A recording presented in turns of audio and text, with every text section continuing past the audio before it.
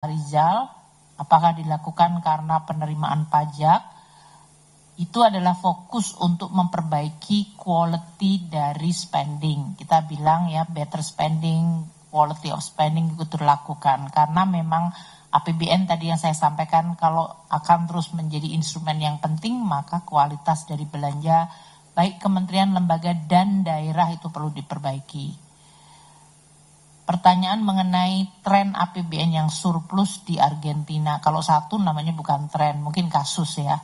Karena Argentina kondisi ekonominya dalam situasi yang sangat berbeda dibandingkan emerging market yang lain. Mereka terus-menerus dalam krisis dan sekarang memiliki presiden yang mungkin totally beda pandangan atau approach-nya yang mungkin dibutuhkan untuk kondisi perekonomian Argentina sendiri.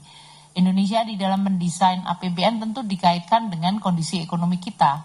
Jadi kita tidak bisa menjiplak ekonomi lain karena kondisi kita berbeda. Tadi inflasi kita di 2 plus minus 1 yang kita sampaikan tadi, di Argentina inflasinya mencapai lebih dari 70%. So it's totally different. Debt to GDP ratio mereka berbeda, exposure mereka terhadap utang, terhadap kondisi ekonomi domestik maupun terhadap nilai tukar sangat beda dengan kita. Jadi kita juga mendesain APBN berdasarkan kondisi dan tujuan ekonomi kita.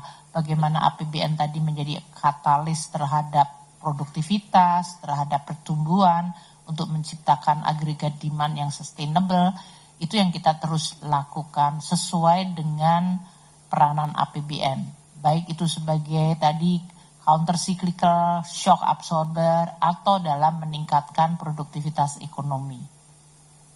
Untuk DDTC Dian mengenai DHE 100%